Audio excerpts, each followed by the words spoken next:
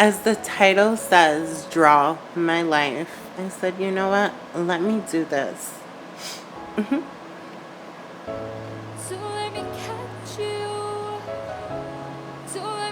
So I was born on March 27, 1993, at Nyack Hospital. And I was born with a lot of complications. I was a month late.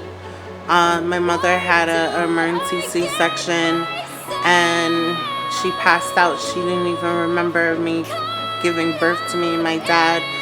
The first thing she tells the nurse, "Oh, name him Jay Castillo."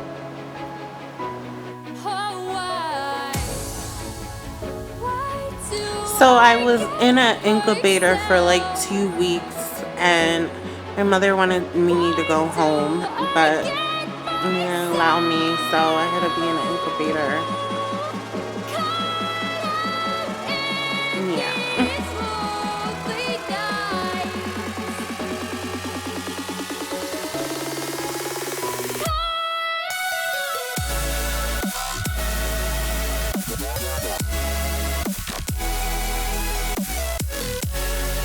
After that, I was in and out of the hospitals, and no one would know what was really wrong with me, and I had so much disabilities that doctors couldn't diagnose it. I had to go keep on seeing neurologists, other different doctors, and nothing.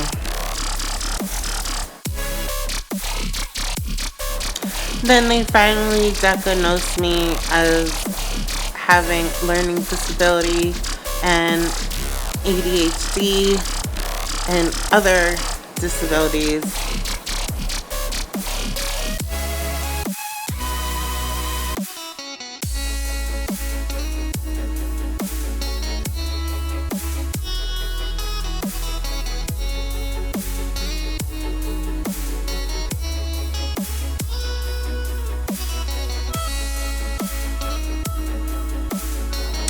So age 4 comes, and my mother found a new boyfriend called Dan.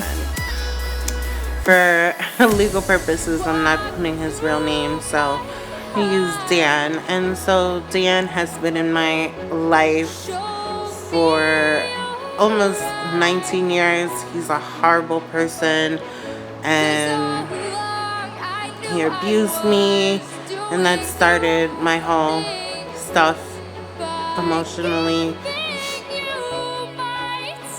So I would go to school every single day, and these bullies would just make fun of me, saying you faggot, or they would throw rocks at me.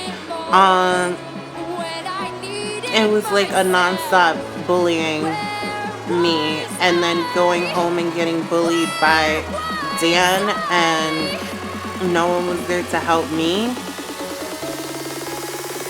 So I'm at my cousin's house, and I think it's like 8:12, and Ray was like, "Oh, you're being so annoying to me." And she's like, "I'm gonna turn on the TV, watch Keeping Up with the Kardashians, and leave me alone." And she noticed that I was instantly hooked, and I was quiet and enjoying.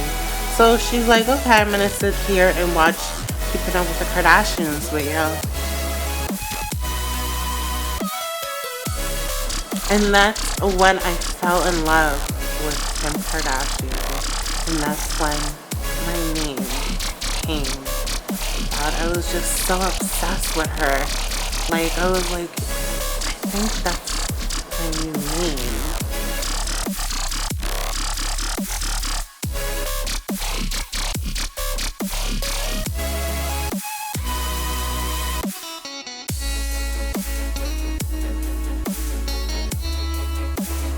Then age 14 to 15, that was when Kim was officially born. And I said, you know what? I'm going to be who I am. This is who I am. And yeah. So the next step was to tell family. And I told them, didn't really take it that well. They really thought that it was a phrase or it was a joke. So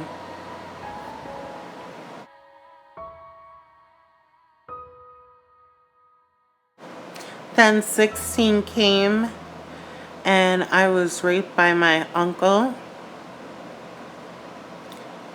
And I had to keep it a secret for almost a year. It was the hardest time of my life because then when I told people, they didn't really believe me because I was the person that had the disability. And he got away with it.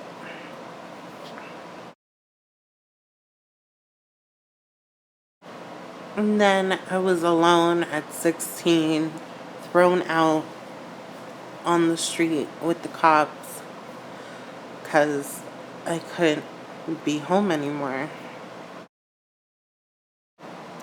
So, after being in shelters and stuff at the age of 18 and other things happen that you probably already know, I got a panic attack and I said, you know what, let's move to Puerto Rico.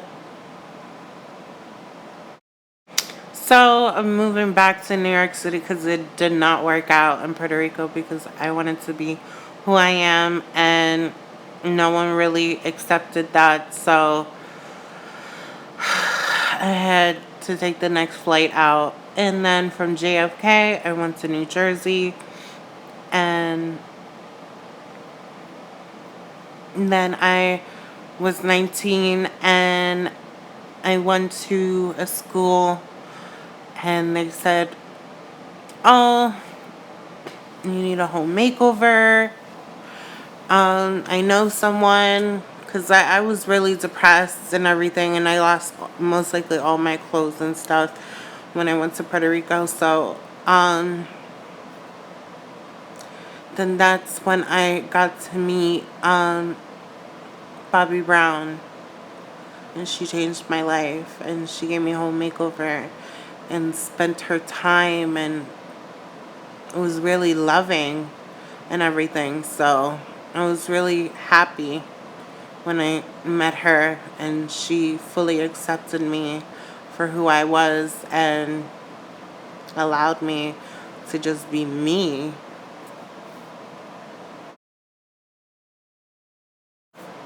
Then something happened in New Jersey and I had to move back to New York City because I did not feel safe at that house that I was living at. So I stayed in the shelter for almost like probably 2 months, and then moved in, had my own apartment, and got my life together. And then I started YouTube, and YouTube has built up my career a little bit, and I love doing what I love to do. And I hope you guys really see that there's always somewhere that can make you happy. Something that will make you happy, just do it. So,